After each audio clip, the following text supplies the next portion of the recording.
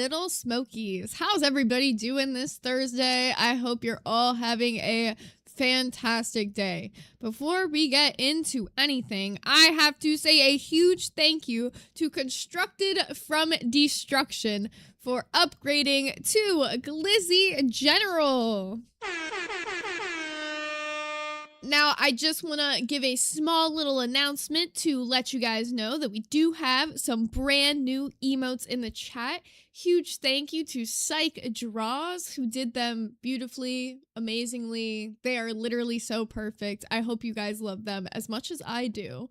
Also, just want to let you guys know that we also have new system working in the Discord to do the roles like almost automatically now. So as long as you have your YouTube account connected to your Discord account when you go into the Discord, if you're like a Hot Dog Gang member or a Little Smoky member or Glizzy General, it'll automatically assign you to the places you're supposed to be. So if you're interested in checking that out, I'm sure one of the mods will drop the link for you guys. But yeah, let's go ahead and get into everything we got for today. I told you earlier this week that I was really interested in covering this case. Now, when I watched the documentary, and I'm sure a lot of you guys have seen it too, this case is from the Maternal Instinct documentary on Netflix. There were some things that they talked about in this documentary that I was actually a little bit more curious about them going into more detail on. Now, obviously, in a movie-length documentary, there's only so much they could touch on, and they went a lot into the background of the story, but there was some important things that I think that were missed, especially like how premeditated this case actually is. So I do want to give a trigger warning going forward because this case is an absolutely brutal one. Taylor Parker is the youngest female inmate on death row in Texas for a reason. The case is super heinous, and I want to let you guys know we are going to be talking about some dark stuff today. So if that's not your flavor of content, no worries. I've got tons of other stuff that we do, but today just might not be your video. So let's go ahead and jump into everything. I think it's important to note that there's going to be a timeline that we're going to go through with this. Now, at some point, we're going to jump around a little bit, and I will remind you guys of what the timeline is in a more cohesive way so that we don't forget. Cork has just raided with 10 viewers. Thank you, Killer Kaz, for raiding over on Twitch. I think Twitch is finally working up and good now. Everything should be good. No more echo. All the things should be fixed. So fingers crossed, y'all.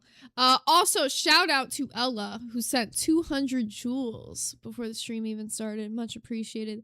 The jewels are hard for me to catch, so if I miss them, I so apologize. They just do not pop up for me on my usual notification situation. But let's go ahead and get right into it. Okay. So for those of you guys who have not heard about this case, we'll go ahead and start with who Taylor Parker is. So she was born December 8th, 1992 in New Boston, Texas, which I didn't even know that was a thing till I heard about this case. Her mom's name is Shauna Pryor, her dad's name is Mark Morton, and she has a brother named Zachary. She was described as being a good friend and a fresh country girl who loved attention.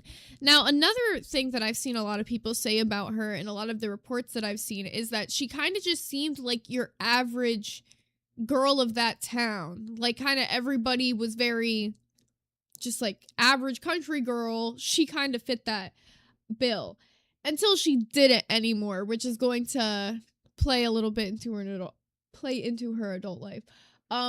So this is where things get a little bit interesting. So she has 2 kids. Her first was when she was 17 years old. She was married to a man. His name was Tom Hammock. I want to say it was Tom, Taylor Parker first husband. I had it written down, but then I deleted it. I'm so dumb. Tommy Wackesy. hell of a last name. Wakasi. Anyways, so the reason that this guy is super important is because he's going to come back up in this later. So when she had her first child and her second child, after having the second one, she went through an ectopic pregnancy. She also had, what is the word that I'm looking for? Endometriosis. That's the word I'm looking for.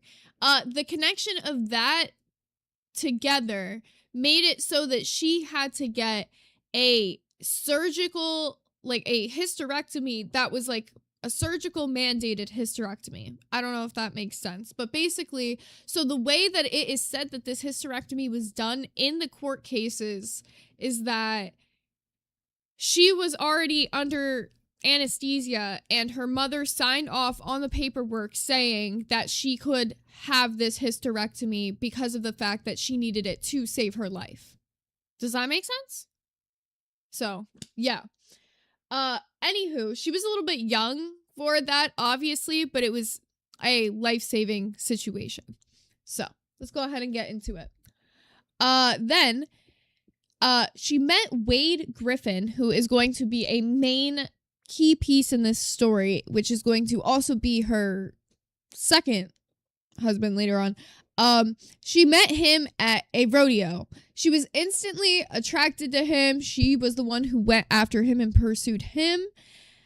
And he described her as being built different. He said that most girls don't really enjoy the country lifestyle, but she was all in. She loved doing all of the things that he was interested in, like farm work, catching hogs. She went to the rodeo with him. Just like country girl lifestyle, but she wasn't very uppity about it. And he said that his family and friends absolutely loved her and told Wade he better marry this one.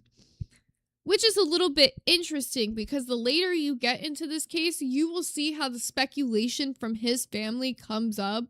And I think it's almost how accepting they were of her at the beginning that made him so doubtful of their speculations, because it seems like a fast turnaround even when you're watching it. So, Mal Yen said, does chat know what an ectopic pregnancy is and why it is deadly? Okay, here, I'll pull that up for you. I should have assumed that not everybody knows what that is, but you're right. Okay, so what an ectopic pregnancy is a life-threatening complication where a fertilized egg implants outside the main uterine cavity, most commonly in the fallopian tube. Now, she had also previously already had, the uterus. She had a part of her uterus removed, so this made it extra crazy. Plus, she had endometriosis. So that mixed together meant that she had to get the mandatory hysterectomy. Did that explain it better? Yeah, ectopic alone is enough to heavily consider, like, having to go through a hysterectomy, but it was like this was a life or death situation, so it was something that she had to have done. Her husband at the time, the Tom Wackesy guy, he knew about this, which is also important to remember. Now say espresso. I got it. I got it. Okay. So, she told Wade at the time that she was working for a as a hiring agency, which, like, hiring agencies, if you guys don't know, a lot of times they just connect people with jobs. Usually jobs like that don't pay that much. They're not that great. It's like you're like a middleman. So she told Wade and his family, though, that she had come from money and that her grandparents in Bassett held all of the money from the oil wells from the bottom of the Sulphur Rivers. Now, when they talk about this in the documentary, they talk about this like everybody in the town knows what the fuck they're talking about there. So apparently whatever this Sulphur River oil money is that she's claiming she comes from is like a fuck ton. And it was enough money for them to not even want to question it, which I think is a little bit interesting. Because to me, I'm thinking if you come from extreme money like this, it's not going to be that big of a secret to everybody else around you. But hey, shit. Then she told Wade's mom that her and her mother were fighting over the inheritance money, that she hated her mother, and that her mother was an evil, greedy monster who was trying to prevent her from getting what was hers.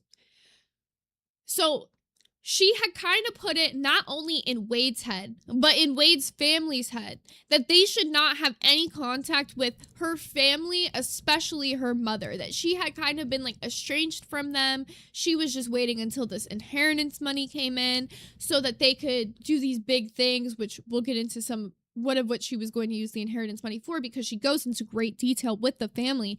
And she was so like, It was crazy how much she planned out meticulously all these things, and you'll find out why if you don't know here in a little bit.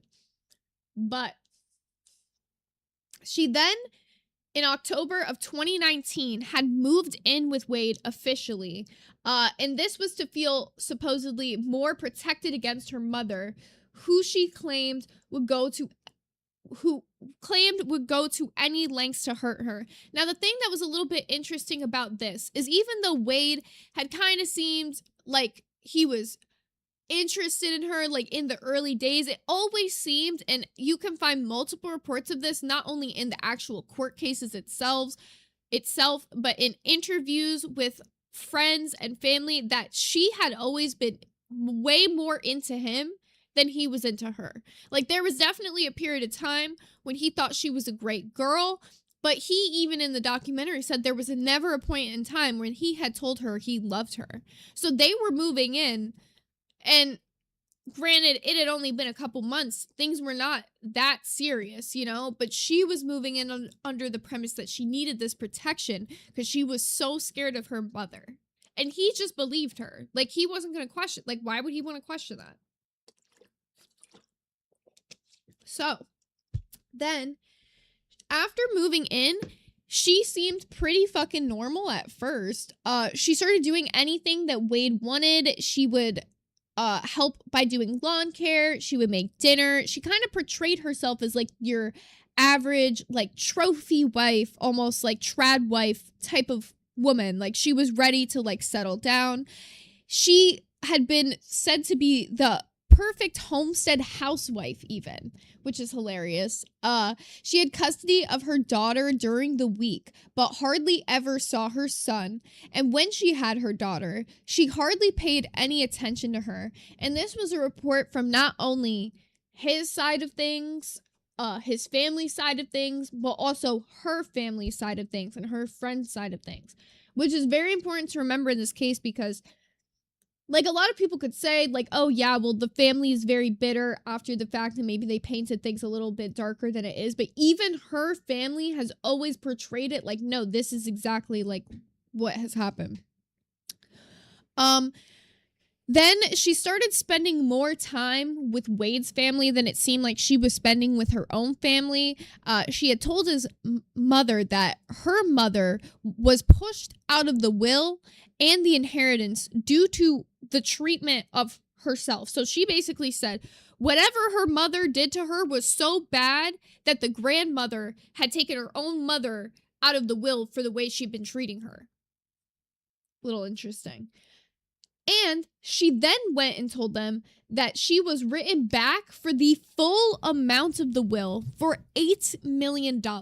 So she is telling his entire family she has an $8 million inheritance coming in, and they should be expecting this not like relatively soon, but she's like updating them, being like, okay, this month it's coming, like, kind of thing. So then this is where things get also interesting. She starts spending ridiculous amounts of money on new cars, farm equipment, cattle, and this new ranch. Now, the thing about the ranch, and they go on about this in the documentary for quite a bit, this property was on a river in Oklahoma. It was called Pecan Point, and they had made a cash offer for $4 million. Now, the people who were selling this ranch to her, like, most people, when you go to buy a property, or when you go to rent a property, one of the main things that they do is make sure that you have the income that you're claiming to have, so that you can afford, like, you know, to pay for what you're signing yourself up to pay. Because the last thing they want to do is list this $4 million ranch as sold, and this person can't even come up with the money when some Lucy Lou down the street would have bought it and actually had the 4 million, right? So they started doing like checks with who she said at the time was like her bank, her attorney, and this uncle that had somehow been involved.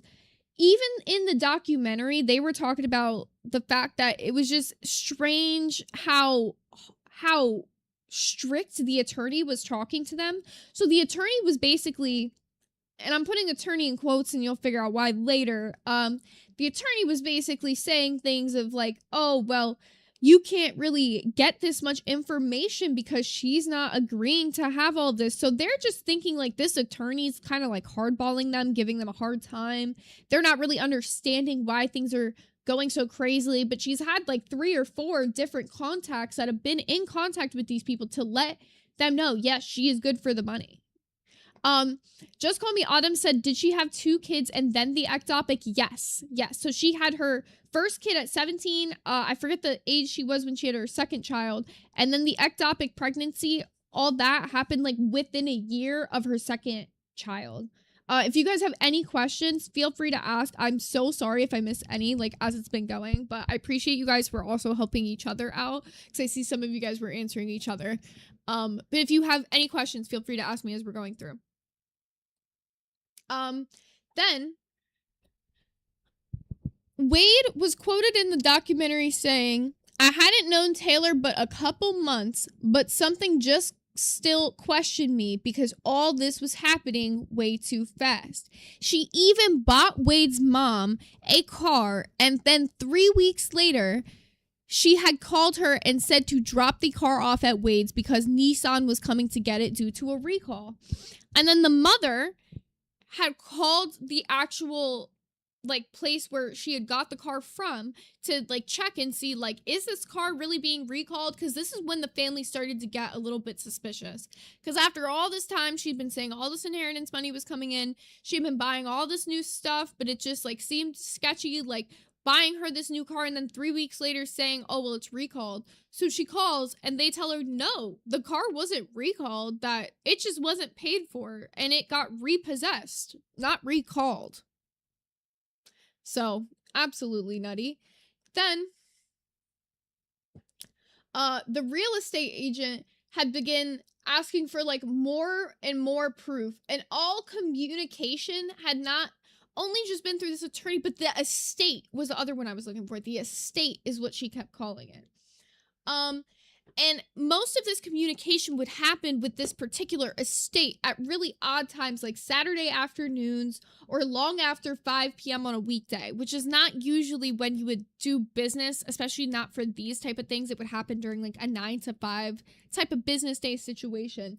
But you know, it seemed like she had a lot of money, so they weren't trying to question things too much. It was just like, you know, things were a little odd, but it wasn't enough to make them think she doesn't have this money kind of odd.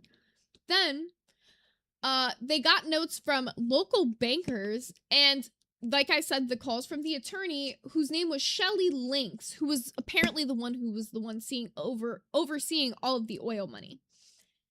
He attempted to contact Shelley over the phone, but never, ever, ever could get her over the phone. The only time he could ever talk to Shelley was through these aggressive emails. And she even went off on him one time, telling her to stop emailing because he was prying too much, not only into the client's information, but into her information. Crazy ass shit. Crazy ass shit. Just Call Me Autumn said Ella's the chat MVP today. Killing it. Thank you, Ella. Now, this is when things get a little bit heated between her and Wade. So she had been fighting with him a lot. She was aggressively afraid that she was going to lose him. And she had made this kind of like known to other people in her life. It says, not physically, but she was always yelling and in a constant state of, I am going to lose this man. In January of 2020, Angela Pate, friend of Wade and chiropractor whose husband worked with him, met with Taylor, who asked her to talk to her body and see if she was pregnant. And when asked what she was talking about, Taylor responded that she woke up and her aura had completely changed. She went to the doctor and came out with the paper saying that she was pregnant. Now, if you guys remember, okay, camera, blur up on me. If you guys remember earlier in the story, we talked about her previously having 2 other children and a hysterectomy. So, anybody that knows about this hysterectomy would know this is not possible. Well, if you don't really know what a hysterectomy is, it's basically known as the permanent sterilization method. It removes all the organs that make it so you're able to have children. So, yeah. Pastel Rabbit, thank you for becoming Hot Dog Gang. So that's when things get a little bit sketchy. Now, it wasn't like she was hiding this pregnancy. This is one of the most important things to note in this. She had been posting this pregnancy on social media. She had told friends. But the one thing that was a little bit strange was she made it very clear that she did not want anybody to tell her family at the time. Which, it's like, would they not see it on social media anyways? But boy, they did. But boy, they fucking did. And we'll find out why she didn't want the families talking. So, oh my god. Malian said she got spayed. Basically, yeah. That's a hell of a way to put it, but she did get spayed. So, no way she could be pregnant. Then, she began buying baby furniture, prepping for a gender reveal, and even had gender reveal paperwork sent to a friend of Wade. And when they looked at the paperwork, the thing that was a little bit interesting was that the date up at the top said 11/4/2016. This was happening in, 2020? So we're about 4 years off. So the friends of Wade's started getting very, very suspicious. It turns out that not only was this actually real paperwork for a pregnancy, but it was real paperwork for one of her pregnancies, but it was from her pregnancy from her second child. You know, the one that's already born and in existence and like walking around the planet? That one. So, when questioned about this by Wade, she stated that within 30 seconds of being questioned that there were over 200 misprints in the lab that day. And that she assumed that this had just been a misprint and that she was going to be getting a copy of the right paperwork. But she called and she said that she 100% confirmed, because the whole reason was she was gender revealing that this baby was supposed to be a female. That's how we also know that it comes from the second pregnancy, because that would be her daughter. Now, everybody thought, okay, well, that's a little bit strange. Like, how can they confirm to you that the baby's going to be a female, but this is not even the right paperwork? But she claimed it was coming in, so interesting. Gutter Bunny with the 199 said, how join Discord? I will drop the link for you right now, my friend. Let me grab it. Boom, boom. Invite to server, copy link.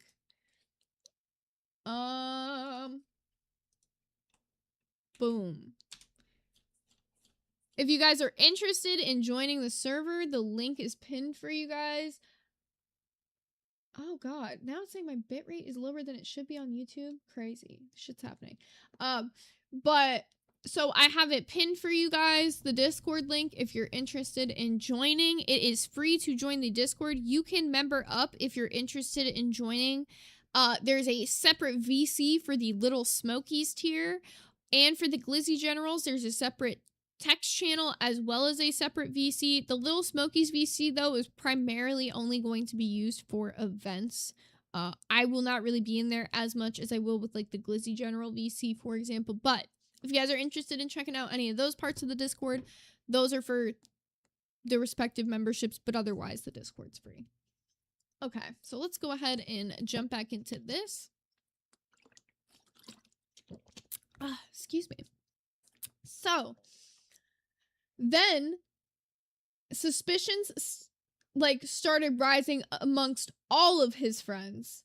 And they asked that no one on her side of the family, or not, she had asked that no one from her side of the family had be invited to the reveal. The baby revealed to be a girl. They chose the name Clancy Gale, which is like crazy, no offense. When I think of the name Clancy, I think of those like Clancy's chips that you get at Aldi's. That's a crazy name for like a girl. Diabolical. But then photos of the gender reveal had began circulating more on social media. But I want it to be noted, she had also been posting about her pregnancy on her social media this whole time.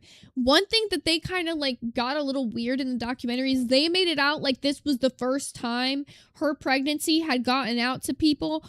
Oh, hell no. She had been posting about it the entire time, like updating throughout social media. And then people before, because of the gender reveal specifically, that got garnered a little bit more attention than before. But other friends were saying, were quoted as saying, it made me sick because she can't be pregnant. She had a hysterectomy. So not only was it her previous husband that knew about this, her mother that knew about this, she had friends that knew about this. This was not a secret. People in her life knew about this hysterectomy. So the reason that she didn't want anybody from her side of things to be at the gender reveal is because chances are if they get her husband alone, or they get Wade, they're not really married, alone in a situation, well, shit's not going to really look good.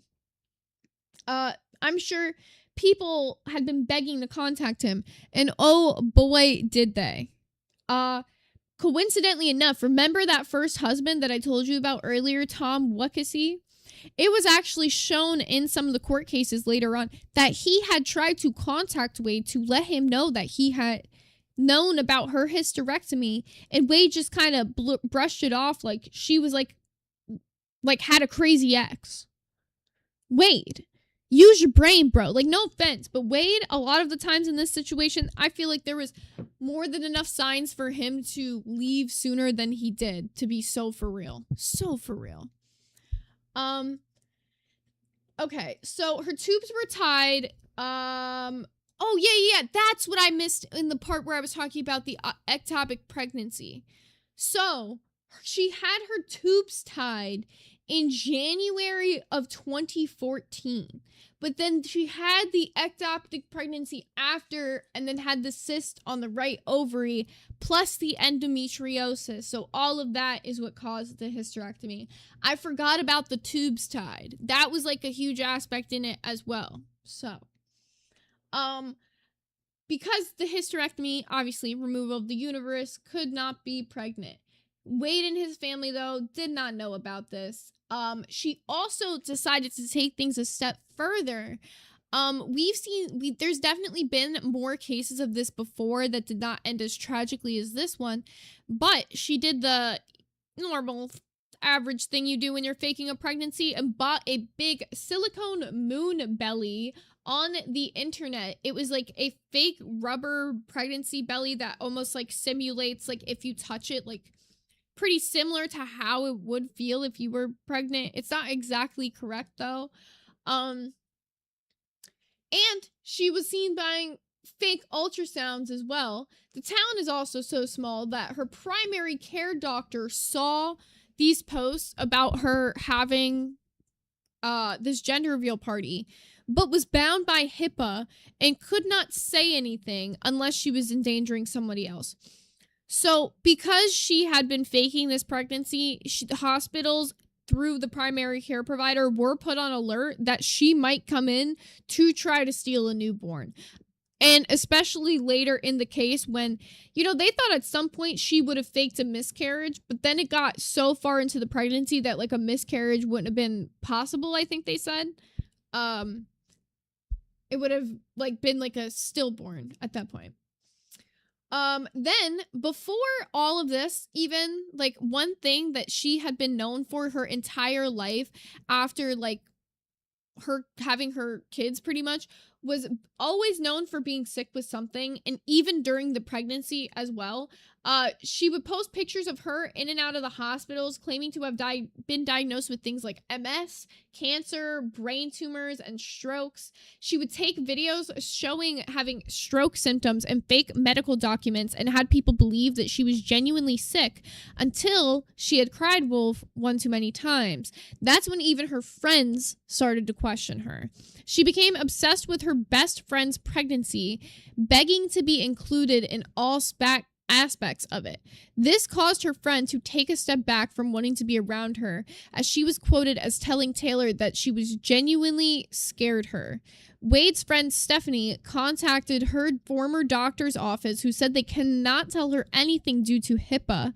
But what they can tell her is whatever you're feeling, go with your gut instinct. So Stephanie was also the friend before who had received the false gender reveal paperwork and brought that up to Wade. So when she had that brought up to her, she didn't let that up. She kept pressing to try to figure out what the truth was, trying to be a real friend to Wade, which was very respectable. Lieutenant Aries said, I thought a miscarriage could happen at any time. I believe it can, but I believe once it passes a certain point, it goes from being categorized as a miscarriage to having a stillborn, if that makes sense. I could be wrong with that, but that's what I was understanding from the situation. Then Wade's family, or not Wade's family, but Wade himself, had started getting threats about his family through his email, through his texts, and then somehow they say it was found out that Taylor's mom was responsible for this. And this was around the same time that Wade was getting that text I said from her previous husband, trying to tell him all this stuff was going down. And this is something they also left out of the documentary that I feel like would have been important to add in. Because if they would have added in the element of also getting the text from the previous husband, trying to tell him all this stuff was happening, like people reaching out to Wade to let him know. If he wasn't getting like all these other fake texts from either, well, what he thought was Taylor's mother, obviously will later come out is not. If that wasn't happening, I think at the same time, I think he would have been more likely to believe the ex-husband. But I think because of all the crazy shit that had been going down and what she was saying was her mother and all that craziness. And that's why I think they should have included that in the documentary, because it adds more validity to like Wade saying like why he didn't really pursue those further. The fact that she just said it was her mother. Well, yeah, because he's got all this other weird shit. He's got supposedly the ex-husband contacting him. It's like all this stuff. So just something I would have included in the documentary. Not the most major point, but I think it just adds to his validity and everything. Chili at 25 said, wait, so people knew to be on the lookout for crazy behavior from her and she was still able to hurt somebody? That's so sad. See, that is something I have been interested about in this case, and I could not find a direct answer for this, because I spent like 6 hours between last night and this morning reading through like different so there's like case documents that were released on this, and there's like interviews that happened and whatnot. So I was like reading through a lot of it. And one thing that I could not find just like a straight answer on was whether or not her primary care physician contacted the police as well to let them know to be on the lookout for a stillborn, or to be lookout for her stealing a newborn, until after she had passed the certain, like, okay, so they had given that alert out to the other hospitals since the gender reveal party. But was that given to the police earlier than, because the way it was portrayed in the documentary is, yes, the police did know about it, but it wasn't until later until after she had already missed her due date. But then I'm like, well, the police, what would they have done about it? I don't know. A little bit interesting. So I don't know what you guys think about that. Excuse me. Now, let's go ahead and keep going on this. There's still a little bit more to get into. So, then she had called the realtors crying about how her mom came back into the picture and changed all the bank info on the inheritance and had to back out of buying the ranch deal. Oh, excuse me. The Pecan Point Ranch, the $4 million ranch that she had went from saying she was going to pay in cash to then she was going to pay with checks and all these other weird things. She literally went from saying she was going to pay in cash to, oh, well, this inheritance money and this check here coming from this uncle here and all of that. How do you go from cash to whoopsie daisies to, never mind, my mom actually changed all the bank information on somebody else's will and now I can't get my inheritance. Like, that's just not something that happens in life. To be able to get a will change, that's something that has to be notarized. Unless it's a fake will, which, like, they won't accept a non-notarized will in, like, 90% of cases, at least from what I know. But anyways, so let's go ahead and keep going. They had portrayed a happy, loving relationship online, but obviously in reality, things had been falling apart fast. She lied to her old boss, who had lost a baby due to brain damage, about also losing a baby girl born with brain damage, and could relate to what it's like to hold your dead baby in your hands. This is how sicko. And it wasn't just to this, like, there's multiple different cases where they talk about, like, things that she would lie about and say that she would not only just create a lie, she would create an entire false reality around the lie. She would take bits and pieces of stories from the people in her life, from, like, her bosses, her friends, her family, and make those stories all become one big tragedy of her own. Any bad thing that somebody she knew had happened to them, that became her story, and she turned it into her reality by feeding into it, by adding in details and creating a whole narrative and a timeline of things to try to make it make sense to people. People started getting suspect over time, but she would be so elaborate in these, like, illusions that she would put on to people. It would seem crazy to almost question. Like, even his family at one point thought it'd be so crazy to question her on this money because everything made so much sense. She had perfect explanations for everything. So why would you sit there and be thinking that she's lying about something so tragic, especially all the times when she was sick? It took so many times of her getting sick until even people like her friends and her family started to question the legitimacy of it, because she would make her lies seem real. Like, one thing that she did during this pregnancy that is huge was and it's really important to note as well, that she got pregnant in 2020. What's one thing that was really prevalent in 2020? The pandemic. What did that mean? People could not go to doctor's appointments with you. My uncle actually had his first baby during 2020, and they tried to make it like a whole issue about him even going in with his wife at the time so that she could give birth. Like, it was like a whole fucking thing. So to even just like have like your husband with you for like any prenatal appointments, not happening in 2020. They were not fucking with it. They wanted as little people as possible in the hospital. So she would tell him she was going to real pregnancy appointments at hospitals, have them scheduled. She would even go as far as to have him drive her there sometimes, whatever the fuck.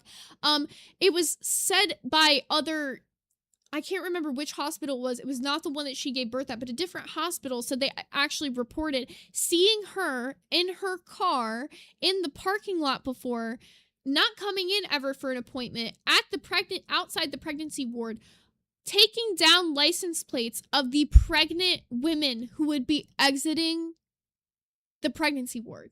Like, and I just wanted to think, like, hearing that come out, why did no one call the police then? Like, I understand it's a woman, and so I guess in their head they're thinking, oh, it's not that serious. But that to me sounds like something that you could call the police on, because that sounds like stalker type behavior. And that was not the only time she displayed stalker like behavior, because we will go on to find out that the person that ends up passing away by the hands of Taylor Parker, Renee knew her.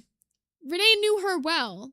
This was something that was picked out by Taylor Parker. This was not a crime of passion, almost as some people have tried to portray it as. No, this was something that was methodically planned out over time. She picked out a victim and tried to perfectly time it up with her pregnancy timeline. Sick shit. Sick ass shit. Anywho, so keep going into this. Her old boss, after finding out, obviously, that whole situation about her lying about also going through with the same situation that she did with her child who passed away, was absolutely disgusted that she could lie about something so tragic, and I think most of the people who would find out about these things were. Thank you, Wake Up Little Susie, for the 5 gifted Hot Dog Gang memberships. It only sniped 3 so far, it's showing me on my end, but it's over here. Lilac Fever XO, Gypsy Love 2011, Lucky 7252, Alexis Sings 2002, and Elijah McDonald's T8F. Thank you so much, Wake Up Little Susie, for sniping them all. Now, let's go ahead and continue. So she even went as far as to have people go and feel her stomach while wishing the muscles in her stomach could make it feel like legitimate baby kicks. Nuts. Her body shape had constantly changed from hardly looking like she was pregnant to like she was about to give birth. There was even a clip that they showed in the documentary of like someone had taken a picture, one of the neighbors, where they had seen her working outside in the yard with Wade, and she was supposed to be 9 months pregnant, supposed to look like she was about to pop, but had no belly. Like a week before she looked ready to go, now she had like no belly. Which is a little bit interesting because, once again, Wade, why are you not questioning these things? But that's a whole nother thing to get into. So then it said she would spend hours in the bathroom alone, and they had expected her to have faked a miscarriage, especially during this era. Nobody had ever saw definitive proof that she was pregnant, but she had always had a counter argument for any time somebody accused her of faking it. There was always like a reason she had that would like prove it. And she kind of always got like a little bit snappy about it too. They said she would like get upset and be like, well, I'll show you when the baby comes. You'll see I was right. What?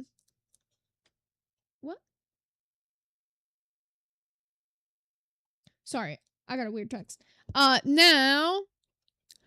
Then it says she always, read that part. Then she and her mom, wait, what?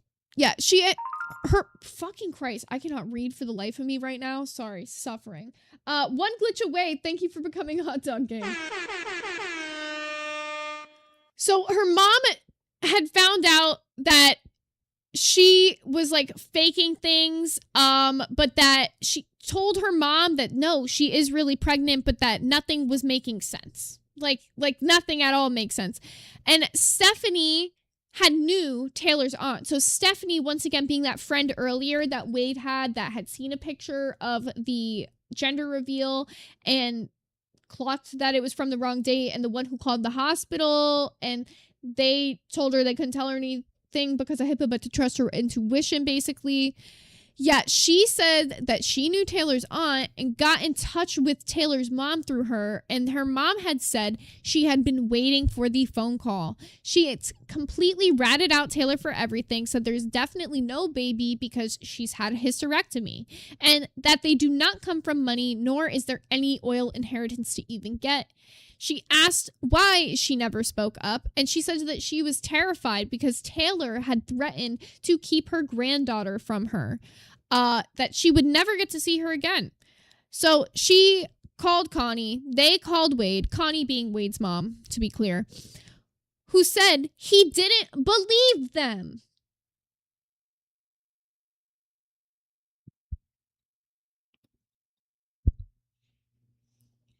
I don't know if ignorance is bliss in this situation with good old Wade. But Wade, buddy, man, you could have saved yourself so much time. So much time. Crazy shit. Wild shit. Then, it says,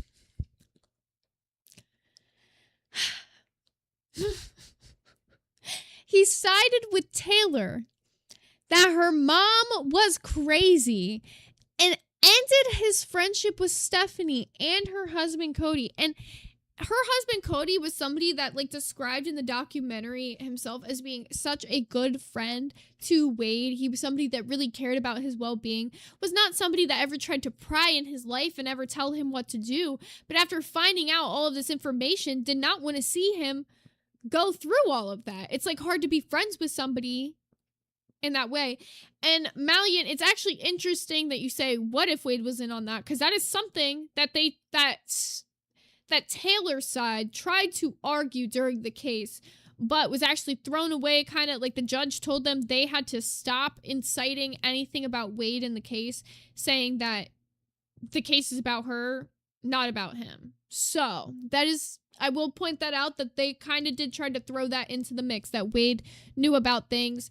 And there is some evidence that I've seen that make people agree with that. Like, for example, there will be like a burner phone situation that comes up later, and apparently he had even called that burner phone. So I'm not putting any accusations, any allegations out there. I just want you guys to know what some of the theories people are saying are. Now, Taylor's due date, like I said, came and went. She was pregnant for a full 10 months, which isn't, like, I guess, impossible, but it's pretty unlikely, pretty highly unlikely. A neighbor had, like I said, taken the pictures from across the street, and it was apparent she didn't even look pregnant. And then on October 5th, 2020, 13 days post due date, she had an appointment with the hospital. She woke him up to the smell of smoke, and the whole underside of the house was on fire. Right before they left for the appointment, a bomb threat was supposedly called to the hospital, and she said that she couldn't have the baby that day. And Wade confronted her on it, saying enough is enough already, and she screamed at him, saying that she was sick of his family not believing that she was pregnant, and she would indeed show up with the baby, and then started Googling quick adoptions, trying to figure out a way to get a newborn fast. This bitch tried to set the house on fire, which they don't tell you what put out the fire in the documentary. You want to know what?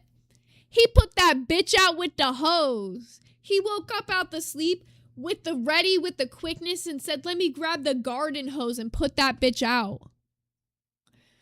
Later, they would take this through their insurance company, and they don't actually mention this either, so I really wanted to mention this. I believe their insurance was literally Allstate, they said it was.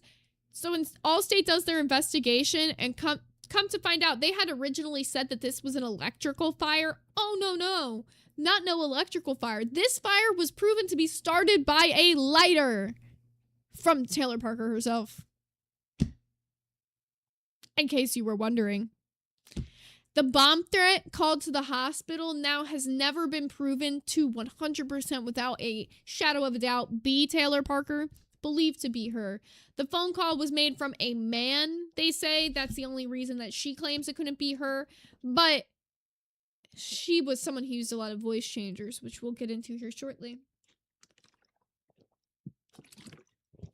Sorry, I gotta wet my whistle a little bit here. Also, how are you guys liking this so far? Is this case interesting you? Let me know what you think, because we're getting close to the end of the timeline here when things... Now, I will give you a trigger warning again for when we get to for the main part of things, but before we get into that, which is coming right up, I just want to do a quick last little overview of this timeline, okay? So here's a timeline of events leading up to the actual, what's the word I can use? Wait, let me see if this word's even TOS on YouTube. Is the word. Well, because the action definitely is.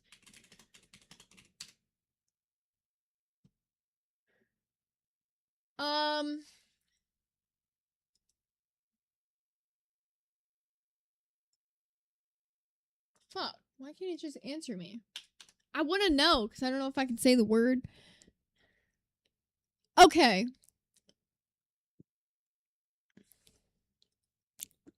It says that we're good. Timeline of events leading up to the murder. December 2019. Or no, April 2019 is where it starts. Taylor Parker met Wade Griffin. Then in December of 2019, 5 months into their relationship, that's when she claimed she would inherit the millions. The couple made all the purchases, including the truck, the car for the mother, but plans to buy the ranch in Oklahoma, and then the mother's car was repossessed. All of that happened in December, okay? Also, she had used over 30 fake names to purchase more than $20 million in real estate assets during the relationship with Griffin, which is going to come out a little bit later. But I think that that's just something I want to note in this now. Then in January of 2020, Taylor informed Griffin that she was supposed to be expecting the baby. Then comes out later she has the hysterectomy. Taylor decided to have the procedure after having her 2 children. Although they make it seem like she decided this procedure for herself. It was not something she decided. It was something that had to be decided for her. I want to be clear on that. And then a few weeks later, when she told him about the pregnancy, that's when his friends and family first started getting skeptical. Then in March of 2020, the couple held their gender reveal and said that they were expecting a baby girl. She would use the pillows, the fake bellies to make herself appear pregnant. Then we even talked about the time when she used the fake belly to mimic the baby kicking, unable to attend a doctor's appointments because of COVID, all that stuff in March. Then in October, Griffin confronts Parker, which Griffin is Wade, confronts her after she goes a month past her expected date. And then this is when it said she would bring the baby home, and that's when the bomb threat happened, okay? So all caught up in this timeline. This has all happened in the course of, like, literally 12 months, like 14 months to be exact at this point, but absolutely fucking nuts. Then, now we need to get into the friendship between the victim, which is Reagan, and how she came to know Parker. So, Reagan had hired Taylor to be her engagement and wedding photographer. After photographing the wedding, she had become friends with Reagan over small Texas backgrounds. At the wedding, they even talk about it in the documentary. Reagan's sister is saying it seemed like Taylor was just one of the friends. Most of the people there had never even met her before, but she fit in with everybody so well. There was just so many things that her and Reagan bonded on. It wouldn't make sense that Taylor wasn't there, kind of thing. Like, it just seemed right. Then, couple days. So we're getting into the actual murder timeline now. This is where things are going to start crossing over, y'all. So just once again, a trigger warning, because it is a brutal, very, very brutal case. On October 7th of 2020, Parker had visited Reagan at her home in New Boston, Texas. She had brought a baby gift and Starbucks coffee. At the time, The husband was even home for this visit, and he talked about it in multiple different interviews with police, and he said he didn't think anything of it. It just seemed like a normal situation of Taylor and Reagan hanging out. They had hung out many times.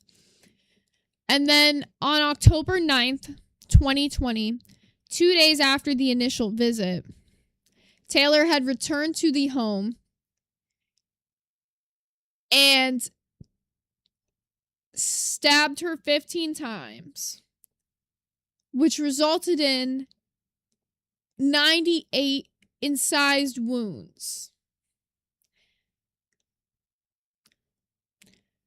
After the attack, she had performed a crude C-section, removing Reagan's unborn daughter from the womb, stuffed the placenta down her own pants to create the impression that she had just given birth, and fled the scene.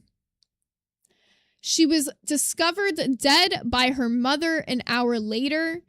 Reason being is both her husband and her mother say that they had been getting texts from Reagan that seemed nothing like her, seemed nothing like Reagan.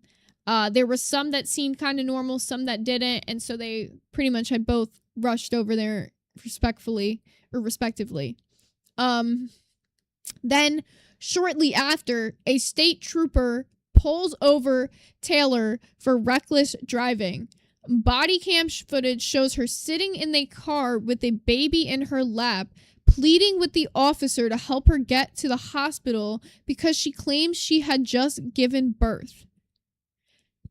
The officer talks about, in the actual case documents itself, him pulling up to the scene and seeing her with the umbilical cord for the baby hanging out of the pants, and that she like looked crazed, basically. Oh yeah, and I know we do have the 911 call. Bet awesome. We're gonna be getting into some of the clips and stuff here a little bit, but I just want to get through the main story.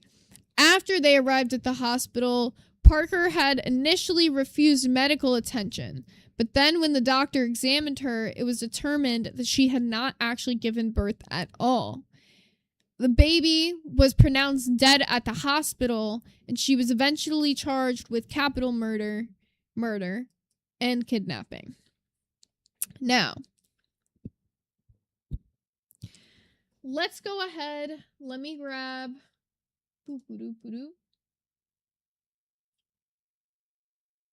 And like I said, for anything that we're going to be covering in this, there is going to be some trigger warning, because a lot of the calls in this are very, very...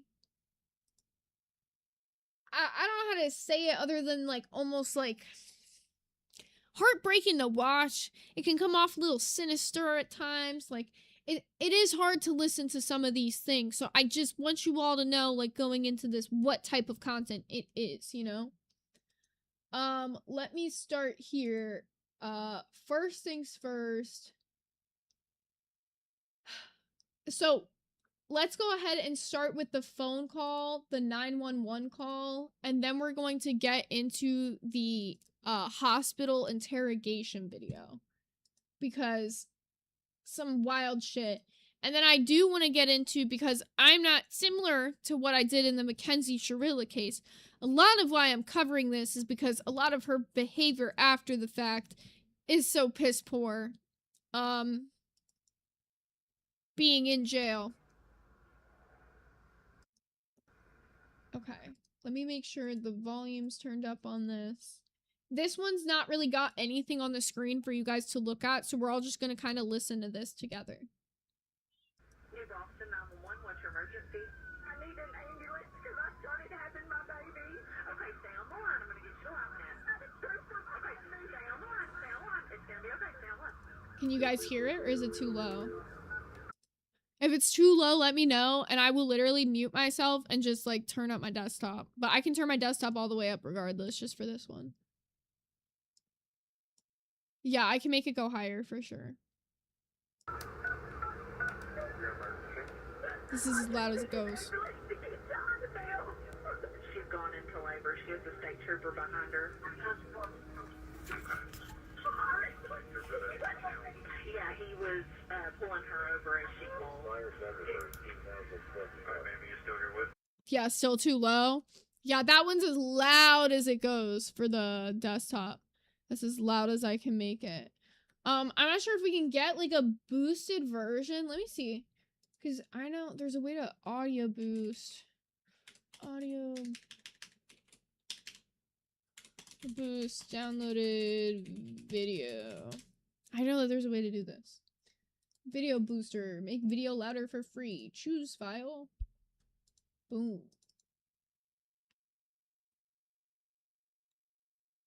Then we should just be able to watch it straight from the video booster.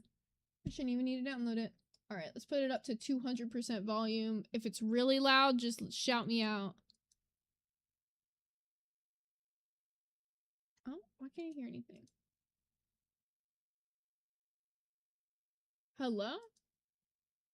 Are they not gonna let me hear nothing now? Audio, hello?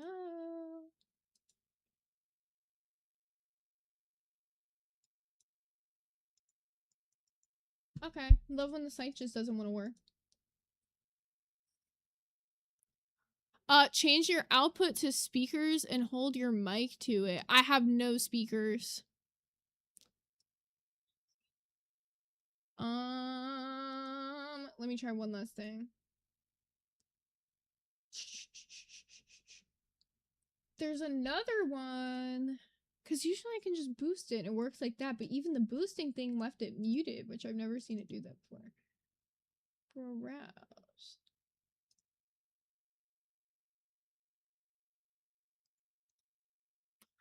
They said that sounds like a bad idea. You'd get awful feedback. That might be true. I also don't even have a speaker. Alright, let's try it this way.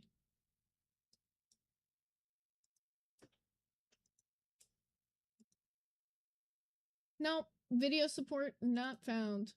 Well, we might be... What? Baby, I raised the desktop up audio the first thing I did. That's what I said. It's all the way turned up. That's just as loud as the video goes, my dear. Yeah, he tried. His methods were the same methods I already just used, so... can I act like I'm screen sharing it in OBS? What does that fix? I'm sorry, but it doesn't fix anything. It's not a video, it's a audio pretty much. And the audio has like low. It's like literally 10% volume at best. So the problem is I have it as loud as I can on my like my desktop is usually not the loud. That was as loud as my desktop audio goes and you still can't hear it. Amanda said check the docket. Thank you, my goat. Boom, we got it. We got it. I knew someone would get it in these 2 minutes in trying times. This is like a 9 to 8 minute version of it. Here, let me skip to... Okay, there we go. If at any point you guys are like, we got the gist of this one, just shout it out in the chat and we'll skip ahead into the next thing we gotta get into. Boom, boom, boom. Beautiful. Thank you, Amanda!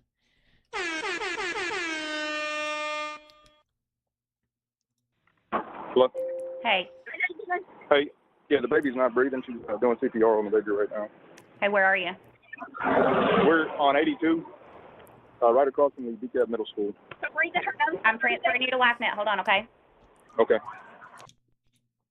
Hey, this is Courtney at DPS. I have a trooper out with a lady with a baby not breathing. I'm transferring him through. He's going to be on 82 right across. I will say something also very important that happened in this case. There was like a miscommunication that happened between the dispatchers and the hospital for when they did show up with this baby. Because at the hospital, they came outside prepping to just like they thought it was just a woman who had a baby like in her car and they just needed to get her like like average medical attention. They didn't know that it was a baby like close to passing away. It was a whole thing. Across from the DeKalb Middle School. DeKalb Middle School? Yeah, hang on, I'm transferring him through. Savers, go ahead. Hey, I'm out here with a lady who's just had a baby. The baby is not breathing. She's on the phone with EMS. She's trying to get to Idabel Hospital, but... We got to go to Idabel. That's where I'm going. I'm not going to St. Michael's. Now, this was another thing that happened that they talked about. She was so, like, set about going to the specific hospitals that she wanted. I mean, obviously, the reasoning being because St. Michael's knew she had a hysterectomy.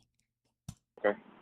Okay. Is she already... I'm not going there. I just need lots. She's already on the phone with a different EMS? It sounds like it. Okay. But this is, the baby's not breathing. She's trying to do CPR on the baby right now. Okay, where are you located, sir? What's your closest intersection to you or address? Put me in your car and We're on US 82, right across from... And that is eventually what does happen. They get like an ambulance there and a taser like that in that. So she gets taken in with the ambulance, but the police do come with her.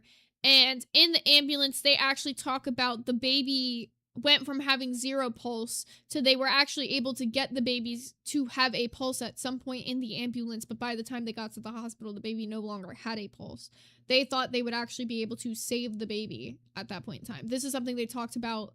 Like, if you go through the case documents, it's actually the first interview in the case document is with the police officer who arrived on the scene and with the paramedic.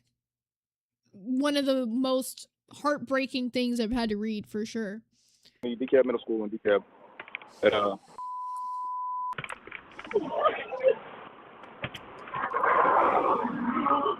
You said right across from the DeKalb Middle School? Yes.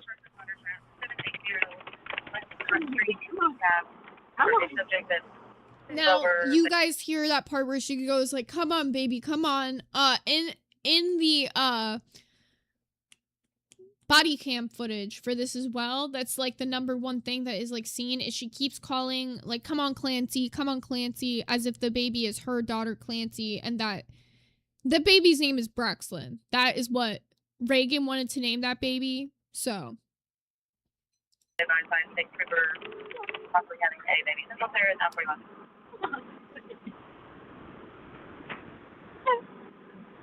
Ma'am, keep doing what you're doing.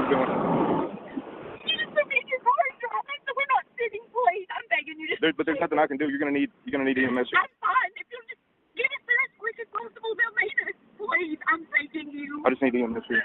Please. part of me is sitting here, like, even hearing this whole shit and wondering what even was her fucking plan when she made it to the hospital. Like, what did she think realistically was gonna happen? And the only reason I think she wanted to go to the hospital is because she thought the baby wasn't going to make it. Because of the fact, one thing that's very important to know, so Taylor at the time, she would have been 40 weeks pregnant. An average term pregnancy, what is the average term for pregnancy? Average pregnancy term in weeks. A normal pregnancy lasts about 40 weeks. So she was 45 weeks pregnant. That's what I remember. And she had specifically Googled when, before going over to Reagan's house, how to perform a C-section for a baby 35 weeks pregnant. That's exactly how many weeks pregnant Reagan was. Why did she know that? Because she had befriended Reagan with the intentions of stalking her throughout her pregnancy, because she only befriended Reagan after the fact of telling Wade she was pregnant. She actively sought out a new pregnant mother to befriend so she could stalk her on the internet to know the exact dates and know the exact timelines of when everything was happening with the baby. When I told you guys about, remember that I said that other hospital caught her sitting in the parking lot writing down license plate numbers for pregnant mothers that were coming out the ward? That's because she was trying to figure out who the victim was going to be. We're en route, sir. Is she on the line with another EMS service right now? She was. I don't know if they're still on the line. On the phone talking. I can't understand him. Okay. Do you want me to talk to her to start CPR? Yeah. I don't know. Okay. You can hand her the phone. I'm here. Okay. How old is the baby? Yes. How old is the baby, ma'am? The baby's only like maybe 35 minutes old. Okay. Oh, That's when she reads out her husband's phone number, because she has the police call her husband to tell them that she's going to the Ida Bell Hospital. Now, why was her husband not with her? Now, this is actually something really important, because if this was the day she was supposed to have a C-section, by the way, she wasn't even supposed to give birth naturally. She was supposed to have a C-section. This was a scheduled event, which is why it was supposed to happen previous that day when the bomb threat was called to the hospital. Why was her husband not with her? I'm sure you guys are probably wondering that. Oh, well, she was going with her husband to a deal to give, they had been like farm ranchers, whatever. She was supposed to go with him to drop these pigs off at a place that was like 4 hours away, I think he said it was. They were like hogs. He had like a trailer full of hogs. And on the way there, she told him like she wasn't gonna make it or whatever the fuck. But they needed the money for the hogs, so she told him to go do it anyways. And then that's when, in that timeline, is when she went over to Reagan's house, murdered Reagan, kidnapped her child, and then took off. And now she's having the police call her husband while he's at the hogs. Now, in the documentary, he also talks about the fact when he gets to the place that was supposed to be buying the hogs, the guy there says, we didn't order any fucking hogs. So she sent him on a 4-hour, like, going the wrong direction to get to this place with the hogs so that he purposely wouldn't be there while all of this crazy bullshit was going down. And by the time he gets back, it's like another 4 hours back. You gotta think about it. It's an 8 hours, like, situation he's now away from. So, just to be noted. The baby was just born this morning? That's what I was trying to get to. 29 and tell him to go. Are you talking to me, Stacey? No, I was talking to the police officer. Yes. Okay. Yeah, ma'am, my partner is here in the room. This is the other person you were talking to? Was the baby just born? With you. There's like 3 different dispatchers involved in this now. I gotta get the hospital. Okay, listen. All right, I'm here with you. Has that baby started crying or breathing yet? Maybe 35 minutes ago. Hey, has the baby started crying or breathing yet? There is an ambulance en route, okay? No, it's blue and I can't. All right, place your hand under the baby's neck and shoulders and then slap. Even the way she says it's, not she's. Like, you know what I'm saying? She doesn't see this baby as a person. She sees this baby as an object. Something she had to obtain. Sick shit, bro. Until they head back. Okay. Is there any green fluid in the baby's mouth? No, not that we can see. Okay, I'm going to tell you how to give mouth to mouth. Completely cover the baby's mouth and nose with your mouth. Then blow 5 puffs of air into the lungs. Alright, so this is actually where I'm gonna turn it off, because, look, I'm gonna be real. Even for me, that's getting a little bit rough to listen to. That's a little tough for me there, so I won't put y'all through that full thing, because even I can't make it through. But let's go ahead, because I also got a timeline here of, so she was interrogated at the hospital, and I have some timestamps from that, going over some of the most important stuff. So let's go ahead and get into it. By the way, shout out to Amanda. The way she did this timestamp docket thing is so fantastic. So thank you very much for that, Amanda. All right, let's go ahead straight into it. Just talk with the ER doctor. We're gonna watch this on 1.25 speed, y'all. If it ends up being too fast, just let me know. They took blood work HCG levels, which is a hormone. It's not showing she was pregnant. And they're saying that the placenta, they can send the placenta off for test and whether it comes back to her or not. They won't let her do a vaginal exam to make sure she's not hemorrhaging. See, that's what I'm saying. Like, in this entire case, like, how did she genuinely think going to the hospital was going to go? It reminds me of, like, dude, when I was, like, a kid and they used to tell you, like, when you would get those, like, eye exams and they'd be like, don't fake your eye exam because the doctors can really tell if you actually need glasses or not, and they're gonna be mad if you, like, try to fake it or whatever. Like, I don't know if anybody else heard that as a kid, but it's like doctors know, like, they have medical tests that are, like, without a doubt to be able to tell you if this thing happened legitimately or not. So I don't know where in her absolutely wackadoodle mind she thought that this was going to go well and that they were going to confidently tell her she's pregnant. She won't work. Or had a pregnancy. Oh, I didn't. Hey there. What's your name? Taylor Parker. Taylor. Hey, my name's Chad Sansby. I'm a OSBI agent up here, and I heard you brought your baby in. Yes, sir. What the? You give birth on the side of the road or something? Yes, sir. Oh, okay. Yeah. Where was that here? In Curtin County? No, it was in DeKalb. DK. So that's another thing to note, is it wasn't even in the same county as the hospital she was so insistent on going to. And why did she want to go to a hospital outside the county? Because every hospital in the county was already on alert for the fact that she might be coming in to try to steal a newborn. She had contacted the multiple different hospitals all the way out to Louisiana to do, like, appointments, because she didn't want to do appointments for any, like, prenatal stuff at her hospital near her. And all those hospitals said that she never actually did these appointments. It would be like she'd, like, sit in the lobbies or stuff like that. Actually crazy. Also, really quickly, I'm gonna keep this playing for, like, 1 minute while I just grab something off my desk so you won't see my face here for 2 seconds, but I'll be right back. Down in Texas? Yes, sir. Oh, okay. You said it's Taylor? Taylor, Taylor. And what's your last name, Taylor? Parker, Parker.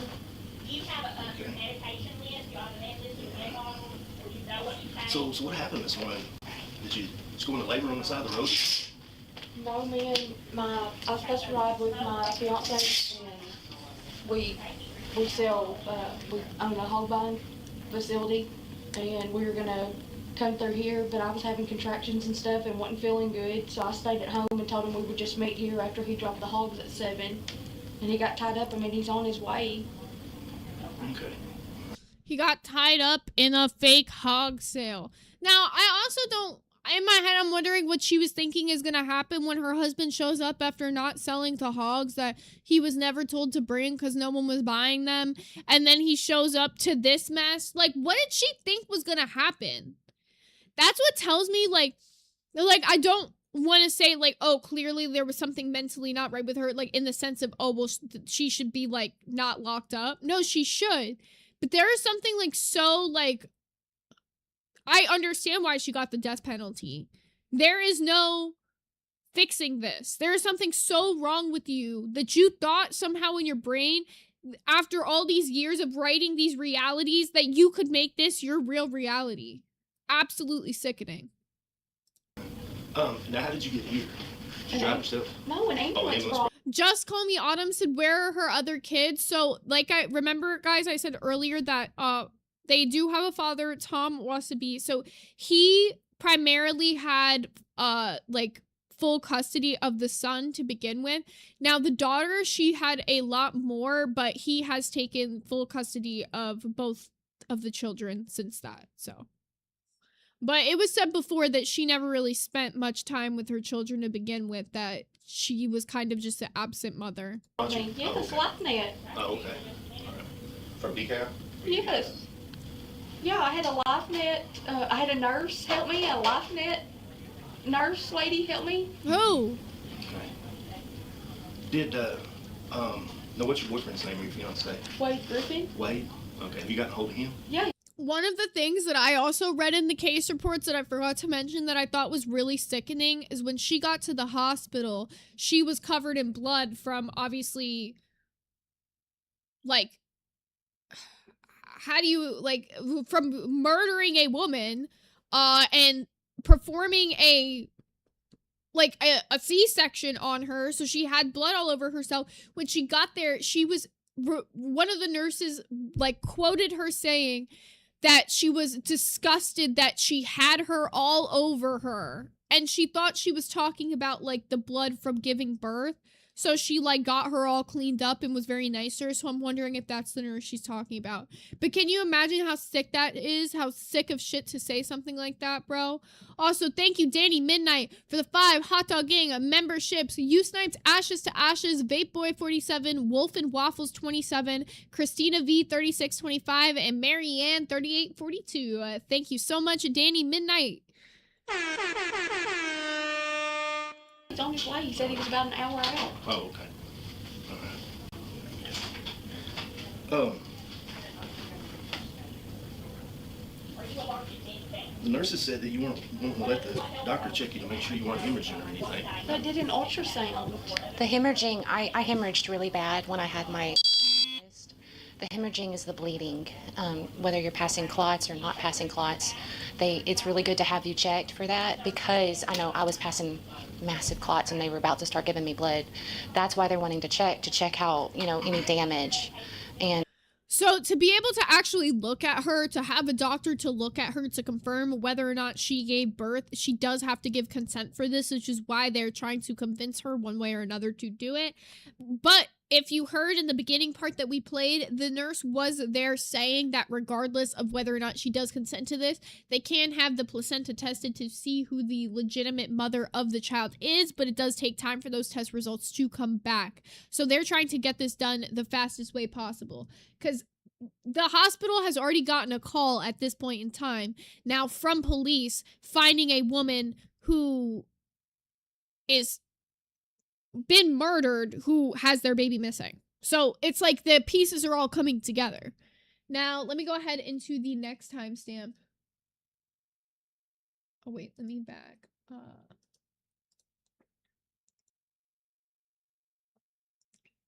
Here's the deal.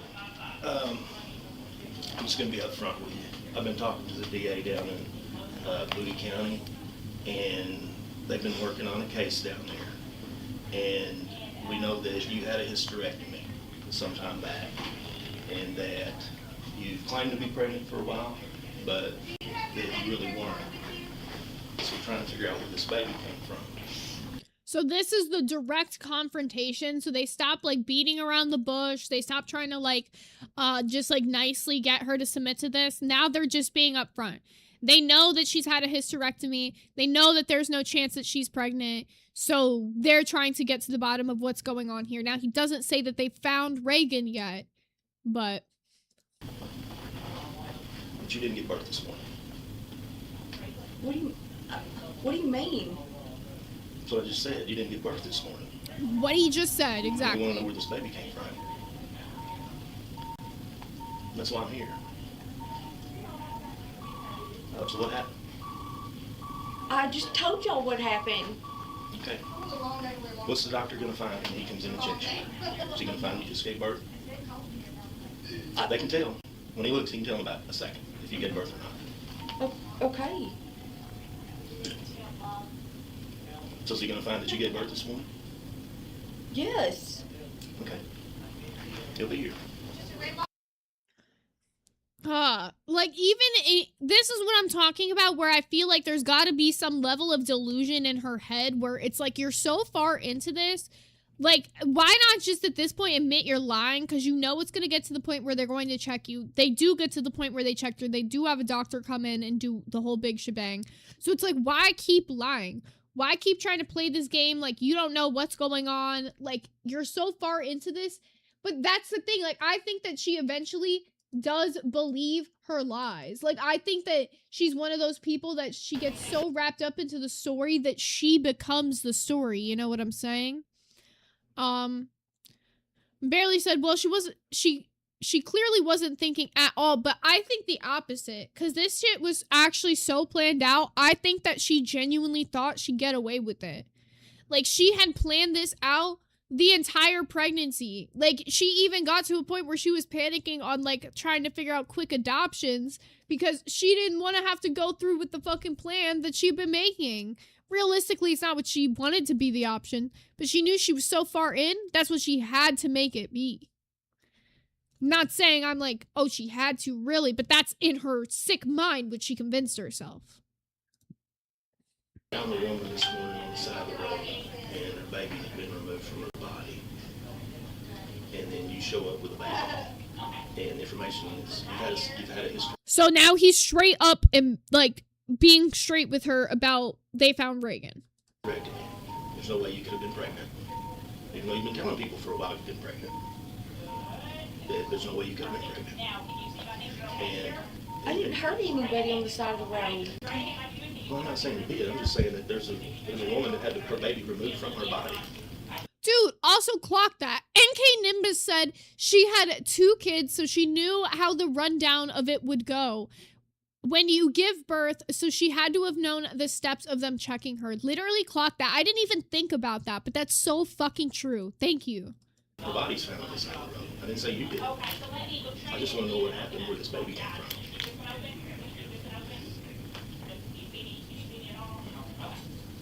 Doctor's going to be here in a minute.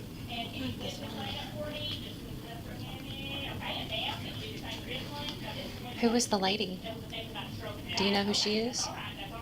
I don't know what lady you're talking about. Okay. I mean, you went to her wedding.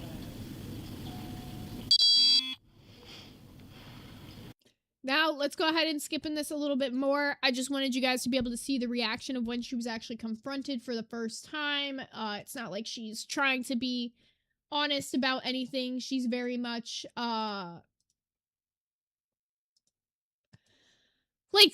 I think she's just disillusioned in the fact that she thinks she can get away with it. That's really what it is. Let me grab the next one. So this is when, the ER doctor completes his physical check. And you guys can hear from his mouth exactly what he says.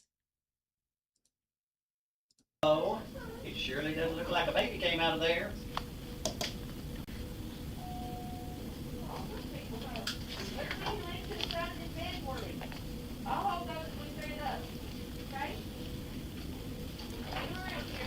I mean, y'all heard him straight up. He says, sure didn't look like a baby came out of there. What kind of surgery did you have? And then I had my gallbladder and appendix removed. Uh-huh.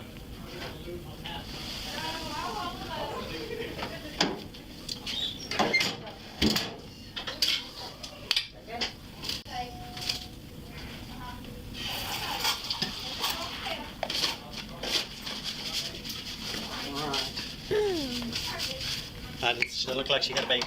It doesn't? No. Okay. Does not look like she had a baby there. Come here. Ready.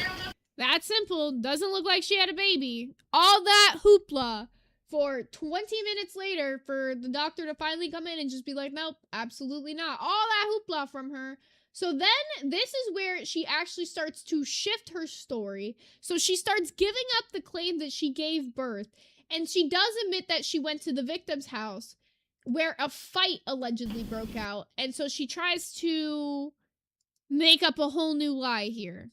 And I will let you guys know some of the other... She changes her story on this more times than able to count.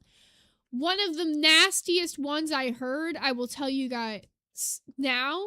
The nastiest version of the story that I heard was apparently one that she had told to one of the other inmates in the jail. She claimed not only that Wade had been... Or not that Wade had been involved, that Reagan's husband, the victim who passed away, who lost, like, the man who lost his daughter and his wife, yeah, she claimed he was somehow involved, and that, apparently, and I'm, like, gonna give the biggest trigger warning for this part because it actually made me sick to my stomach when I heard this. Apparently, she said that after removing the baby from Reagan's stomach, she put the baby up to Reagan's face and said, say goodbye to your mommy.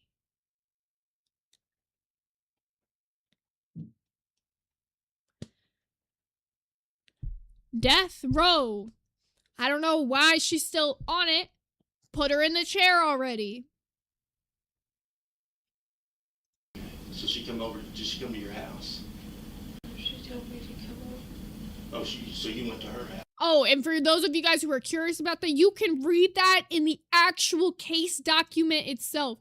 I'll drop the link to the main case document, and there's another like case document that talks about currently her behavior in the jail and some of the inmates she's talked to, some of the like conversations she's had with them. I will drop both of those case documents for you guys so you can read some of this stuff yourself if you want to, because it goes into even greater detail than some of what I'll be able to get into today. But that was one of the sickest things I read, and I had to tell y'all that because it made me sick to my stomach. Ella Carthy said that wasn't in the documentary. That's crazy. That's one thing that I actually got a little annoyed about watching the documentary is that's what I said to you guys in this intro. When I first watched it, I could tell there was way more to this case than even met the eye in the documentary.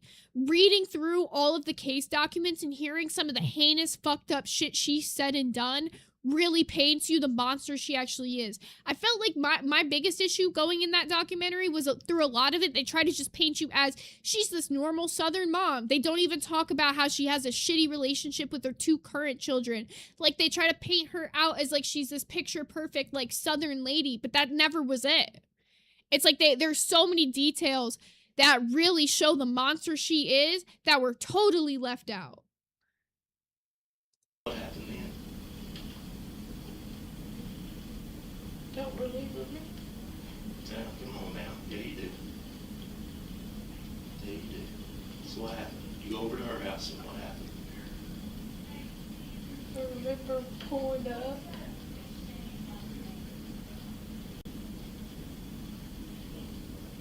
Did you go inside? Yeah. Did you talk very long, or did she say something to you to make you mad or something, or what happened?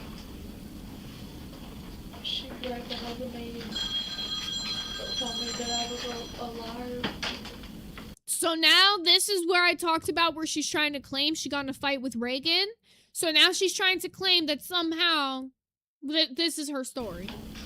Okay. So she grabbed hold of you, and did you try to fight back? Fought back. You both fought back? Yeah. Okay. And then what happened? We both hit each other. And she hit her head on the table. She hit her head on the table. Okay.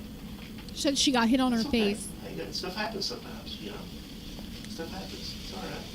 If there's no captions, I'll translate it just in case it's a little so low.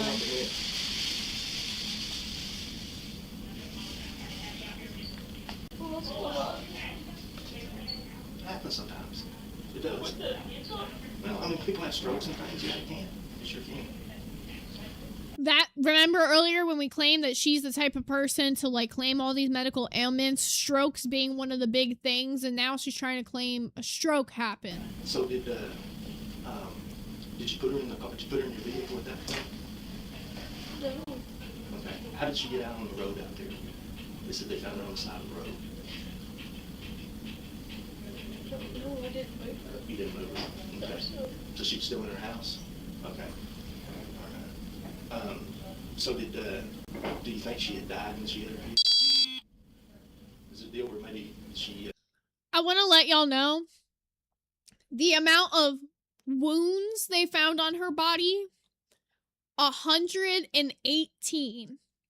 118, like, open wounds, meaning caused by either a knife or another twisted part I forgot to mention to you. And that same retelling where they talk about her taking the baby and placing it on Reagan's face and saying what she said, they said that she initially tried to cut the baby out with a knife, but it wasn't working, so she went to her car where she kept like materials for like taking care of animals and whatnot, where she had a scalpel, and then came back into the house and then used the scalpel to remove and finish off the what I would call butchering, but a C-section is what she refers to it as. So scalpel wounds or knife wounds, either one, both were used.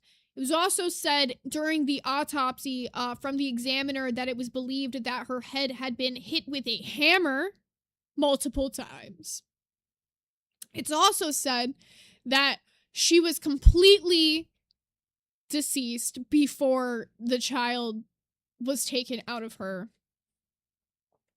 to be noted. When she hit her head, did you think she died and he was trying to save the baby? Yeah.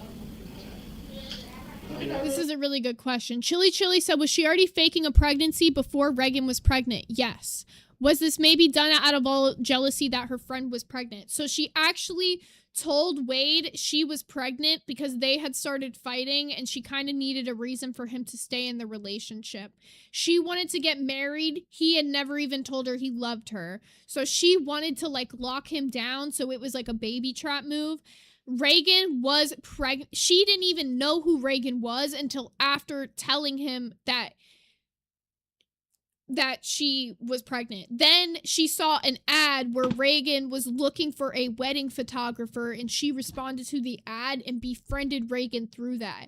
And a lot of what Reagan's sister said is why Reagan befriended her, because she felt bad for her. She felt like a lot of like the things that they had both gone through traumatically in their life were similar and they could align on a lot of things. We'll come to find out that was all just like fake shit that Taylor would tell to Reagan to try to get closer and closer to her.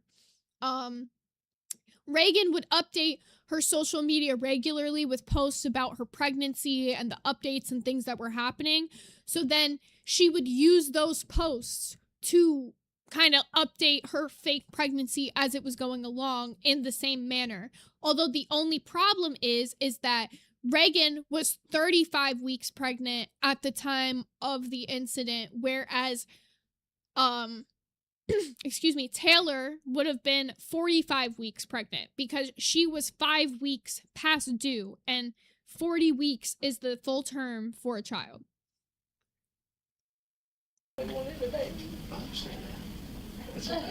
Thank you for coming in, River, and no worries to anybody at any point if you do have to check out because of this. It does get like darker. I tried to save some of the darker stuff for towards the end just in case you guys were watching in the beginning and you wanted the ability to drop out when it got a little serious. But I love all of you guys who have stayed, even if you didn't stay, if you came to even just check out the video to see if it was for you. But I 100,000,000% understand anybody who's had to drop off or anything for any, like, it's a triggering subject. It's really hard to watch. It's very dark. Well, and that shows what a good person you are. And that shows what a good person you are. Do what? I understand. She said I tried to save her. You know? So she hit her head, and so you tried to save the baby. So did you? I guess you got the baby out of it. You did like a C-section on it. You don't remember. So how did you? So her version of the story now is after getting in a fight with her, she fell, she hit her head, had some sort of a stroke, and she assumes she passed away from it. So he's saying, so you took the baby then. Go from her laying there with her head hit to you having a baby in your hand. Just remember trying to save the baby. Do you remember if you, do you remember if you used a knife that was from her house, or did you have one already? Do you remember? Because you had to get, the baby had to come out of her, right? So how'd that happen? You don't remember what you grabbed? She doesn't remember what she grabbed here, but the story of the scalpel will come out later, and it is proven that that is what was used. All right, let's go ahead and skip into this a little bit more. So then, she then even adds to the story, claiming herself to be the victim, and that she was attacked with Reagan by a knife, and that Reagan used a knife on herself to frame her. So it gets even crazier. She grabs him and started Did it look like she'd been, like the knife? She grabs she grabbed something and started smacking herself with it and told me that they would believe I did it. Oh, okay. Smacking herself with a knife in the face. Yes, very believable. She started hitting herself with something. Okay. What, was that before or after she fell and started bleeding out of her neck? That was after. After she was bleeding out of her neck? Yes. Okay. So she picks up something and starts hitting herself with it, saying that they're kind of setting you up, I guess. She only said it like twice. She didn't just keep saying it. Okay. Was she on the ground when she was doing that, or was she standing up? She was standing up in the living room. Okay. So what happened then? Did y'all fight some more? Now, something I want to note, I'm not sure if I mentioned this earlier or not, and I feel like it's important right around now while we're seeing her put on this, like, whole character act. She is a known, not just liar, but basically an actress. They found, after looking through her, because they had to do a search of her property after this, that she had voice changer modules, those phone calls or, like, those interactions that the people for the estate, Pecan Point, they thought they were having with her attorney, her uncle, the estate managers. Yeah, none of that was talking to anybody but her. Every single time she had somebody communicate to somebody that was like from her life, it was her herself, either with a voice changer on the phone, through email. So when she's sitting here like making up this story and like putting on these waterworks, like, don't start feeling bad now, because this is just who she is. She's like a good actress. She's good at manipulating people and making them believe her stories. Or did she fall down? Or something else? So we had to continue to fight. Okay. She said, I did what I had to do, continued to fight. So she's bleeding from her head, from any from her neck somewhere, possibly from her knife, falling on the knife. So she was pretty bloody then. Was there a lot of blood? Okay. Did you get a lot of blood on you? From her? Like on your clothes or something?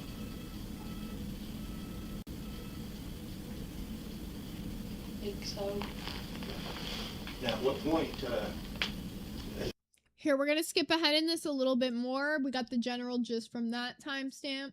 Now, this is when she starts finally admitting to taking the baby, but claiming, like, he kind of set her up with this excuse before, like I said. So this is when she claims it was to save the baby's life. Pushing. It fell out like she was pushing, and it didn't come out. come out of her vagina? No. Or out of her stomach? Okay. All right. It was, she was still in the sack. Oh, okay. All right. So it comes out of her stomach and it's still in the sack. Did you have to pull the sack apart to get the baby out? Yeah, and I pulled it over and turned her over and started smacking her back. And she. Sickening, bro. Sickening. So then, so you get the baby out, you're saving the baby, all right, and then you leave, right? Did you call for an ambulance? Or was you going to the hospital to try to get some help for the baby? Okay. Now, just to understand, what town do you live in? You live in, Yeah, they don't even live in the same town. Like, anytime when she would have to go visit Reagan, it would be like a faraway event. So, but yeah, there you go. So she finally at least admits to that part of it where she wasn't admitting to it before. Now, there is a part where she describes having a partial hysterectomy several years prior due to a previous pregnancy rupture, which completely contradicts her claim of a full-term pregnancy. Then this is where she fully admits she lied to Wade about letting her believe she was pregnant. So now at this point, she's fully admitting she was never pregnant. a year ago? Okay. Wade said that you've been telling him you were pregnant for a while, for the last 8 months. Why have you been telling Wade you were pregnant? It's just you wishful thinking and you really just want to be pregnant that bad? What Still there.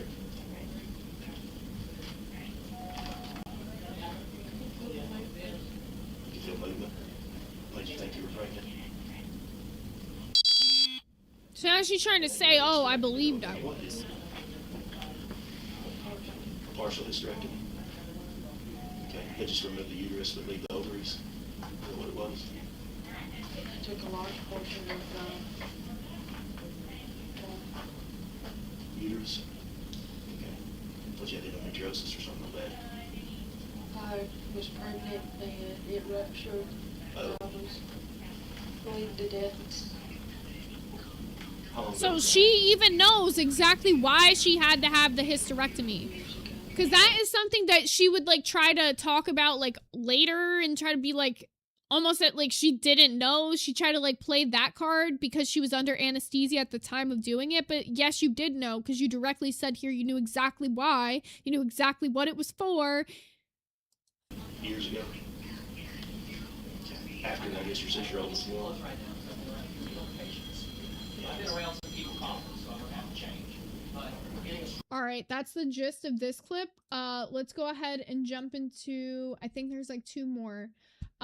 So yes, then let's go ahead and get into the actual arrest when they unhook her from the medical equipment and they transport her over to police station. And then there's the last clip of this is actually very, very, very tragic, and I will let you know, like, huge trigger warning. They talk about the actual time, like, they give the direct that the baby did not make it. So if you cannot make it through that, we've only got 10 minutes left of this stream. Don't stress if you gotta head out after this clip. It'll be that one.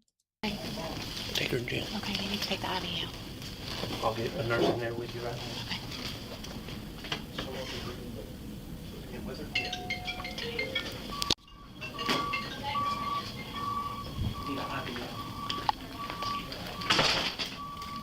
All right, so here's the deal. I'm gonna take you with me, okay? But we gotta take everything, like, with us too, and I have to put you in my car and stuff like that.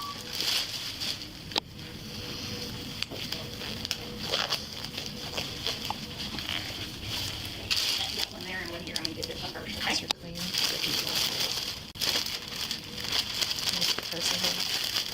We want to put the purse.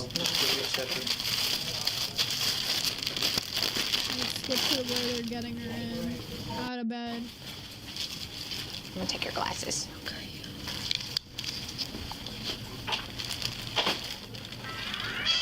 But me. Huh? But Yes, ma'am. not the Looney Tunes ringtone. That is a terrible time. Yes, ma'am.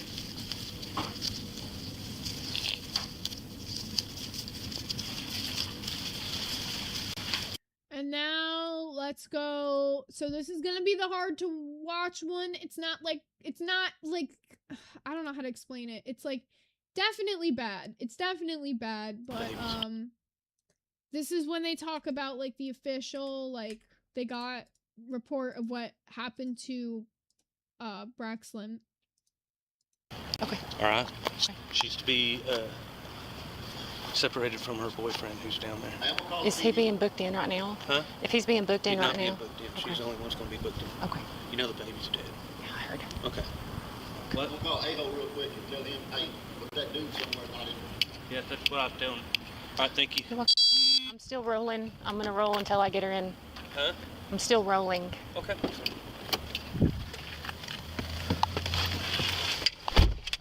Well, and that's the general gist of what happened on the day it happened. Now, with the little time we have left, I do want to run you through some of her behavior after being arrested. Now, this I will link it to you guys in the chat if you want to look through yourself and see all of the stuff that she has been given shit for since being arrested. But let's go ahead and get into some of this.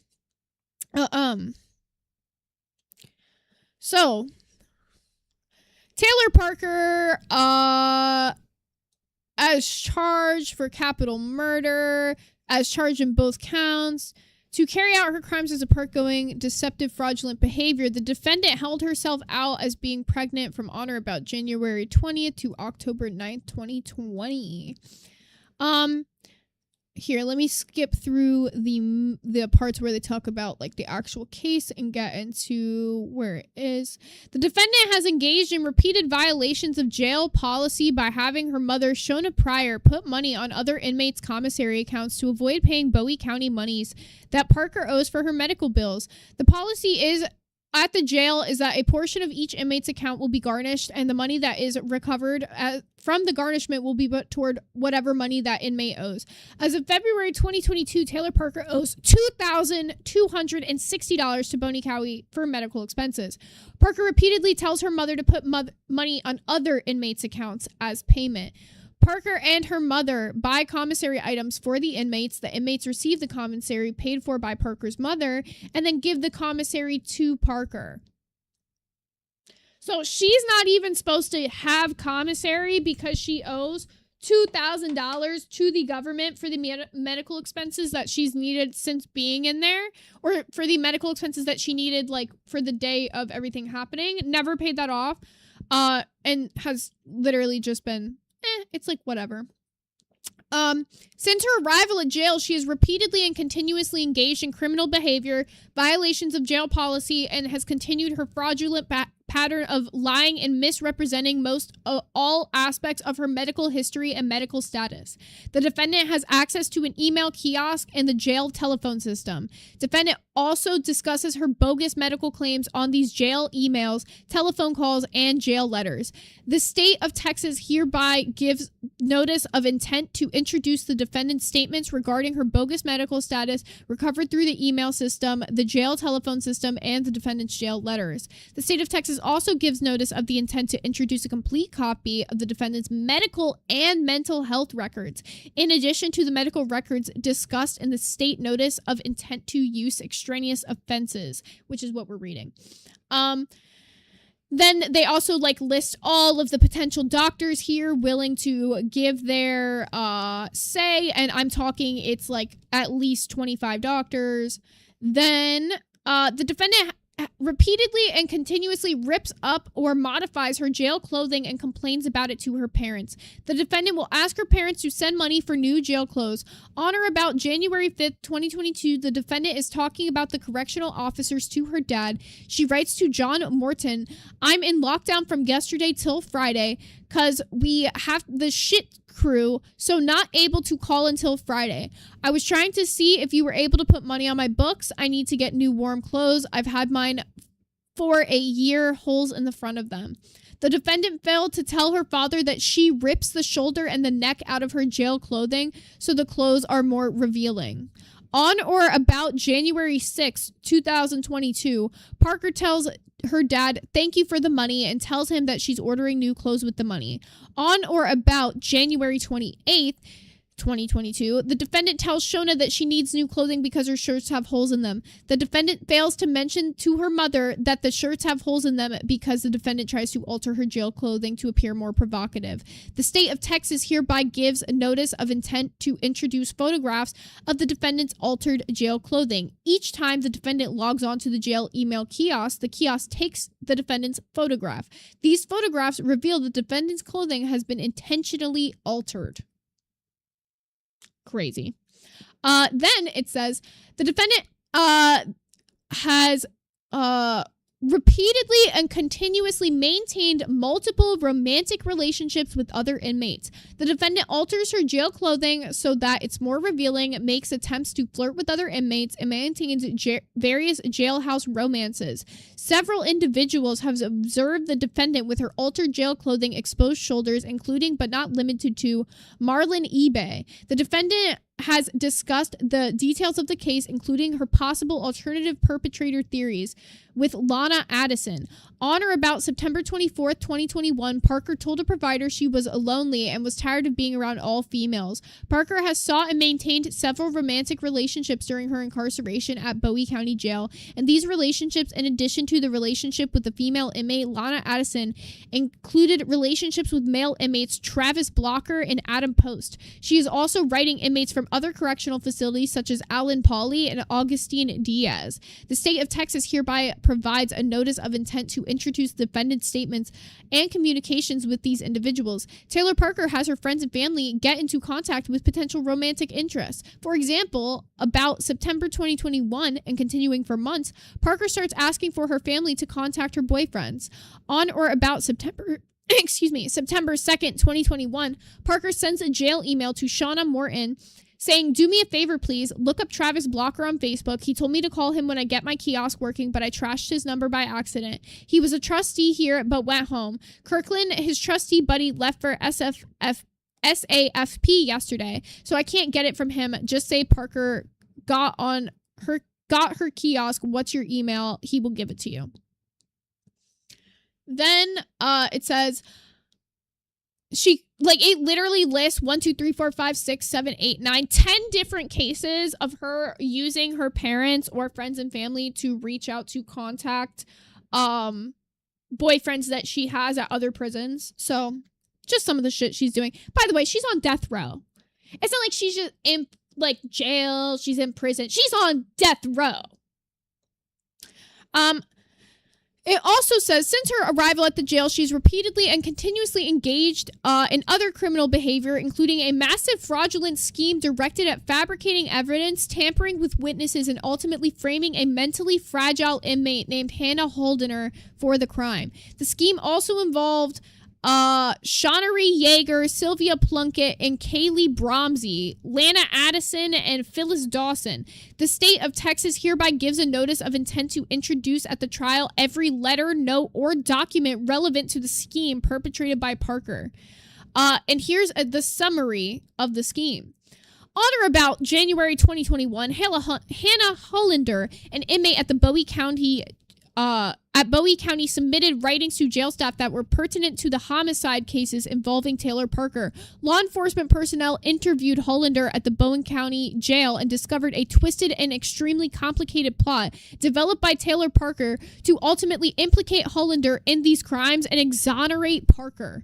The state of Texas hereby gives notice of intent to introduce the documents, notes, and or letters to law enforcement by Hannah Hollander, including but not limited to the defendant's handwritten notes outlining what Hollander's witness statement was supposed to say. Parker provided details of the murder to Hollander and had Hollander write out these details in a fabricated witness statement. Hollander told law enforcement that the letter was not true and that the information contained in the letter was provided by Parker. Parker told Hollander to tell the police that Hollander observed a black car with wheels occupied with a black male making drug drops around the jail. Hollander was to tell the police that the black car was the same vehicle that Hollander had seen at the murder scene.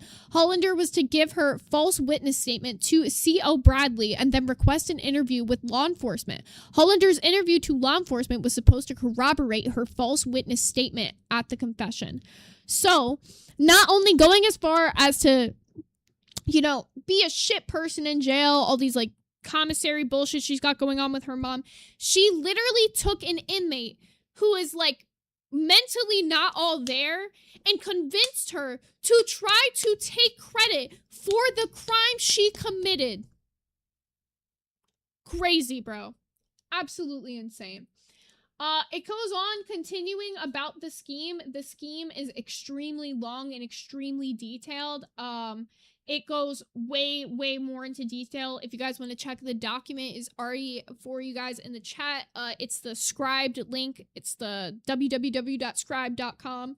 So if you guys want to check out all of her jail proceedings, man, it is 37 pages long, and we only scratched the surface of it. Maybe this is something I could finish up for you guys another day this week if you're interested, but it gets hella into detail, but we're out of time, so thank you guys so much for tuning into today's episode. I know true crime content is not what we usually do over here, but I hope you guys have been enjoying it. Maybe it'll be a regular Thursday thing that we do if you guys are vibing with it. Anywho, if you guys want to check out the Discord, we will be doing Love Island later at 9 p.m. Eastern Standard Time. We ended up doing movie night last night. We watched Looper just because we realized there was no Love Island, so it makes more sense to do it on Wednesdays when there's no Love Island. So movie nights are now going to be on Sundays and Wednesdays because it just makes most sense. But if you guys do want to hang out in the Discord, it is totally free for you to join up. It is pinned for you up at the top. If you want to be able to access some more stuff in the Discord, we will be doing a Little Smoky gaming event this weekend. It looks like we're going to be playing Mecha Chameleon. So if you guys are interested in playing Mecha Chameleon with the other Little Smokies, make sure you got it downloaded and ready to play with us in the Discord this weekend. Loki Barra said, "Oh, damn, I missed a looper. Damn. See, this is what I'm saying. We gotta make sure we tell people. We gotta, like, at everybody when it's happening. But I promise you guys, it will be Sundays and Wednesdays from now on. I love Looper, though. It's a great movie. But we'll be spinning the movie wheel again tomorrow. We've only got a couple priority picks in. So, General Glizzy members, make sure you have your priority picks in for me by tomorrow, because we'll be spinning the priority wheel and the regular wheel. Anyways, today has been a fun episode, but I have yapped my ass off. My throat is sore, and I'm ready to take a nap. Thank you guys so much for tuning in. I'm going to get you redirected over to probably Exile. Yes. Yes, it is. All right, I'm getting you guys redirected over to Exile. It looks like he's playing Mario Wonder again today. So have a good time, and I'll see you back again tomorrow. Have a good one.